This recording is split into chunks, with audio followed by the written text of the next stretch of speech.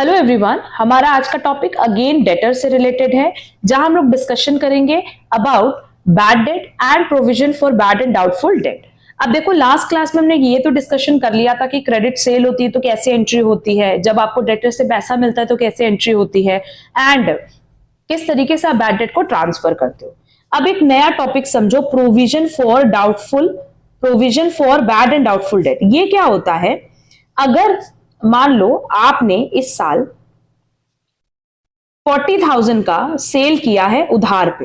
अब कहीं ना कहीं आपको अपने पास्ट एक्सपीरियंस के बेसिस पे एक डाउट होता है कि हो सकता है कि इसमें से 20,000 रुपीज डूब जाए, ठीक है, या चलो 20,000 तो बहुत ज्यादा हो गया, लेट्स से 5,000 रुपीज डूब जाए।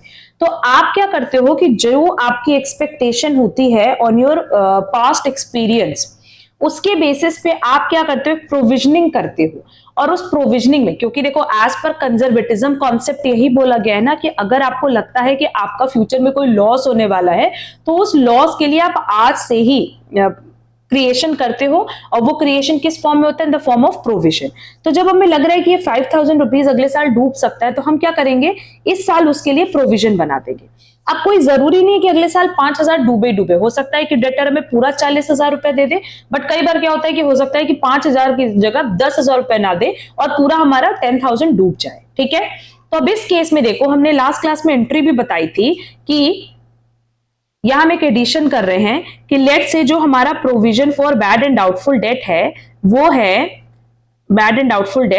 है हमारा 5,000 का, है ना। और हमने जो लास्ट क्लास में एंट्री कराई थी उसमें हमने बैड डेट डाला था 10,000 का। तो अब इस केस में क्या करेंगे कि अभी तक हम बैड डेट को कहां ट्रांसफर करे थे? पीएल में, जब प्रोविजन नहीं था। बट अगर हमारे पास ओल्ड प्रोविजन होगा तो उस केस में हम क्या करेंगे कि बैड डेट को पीएल अकाउंट में ना ट्रांसफर करके कहां ट्रांसफर करेंगे बेटा? बैड डेट को पीएल अकाउंट में ना ट्रांसफर करके हम लोग प्रोविजन में डालेंगे। क्यों? क्योंकि ये जो प्रोविजनिंग हमने की थी बैड एंड डाउटफुल डेट के लिए ही तो की थी ना।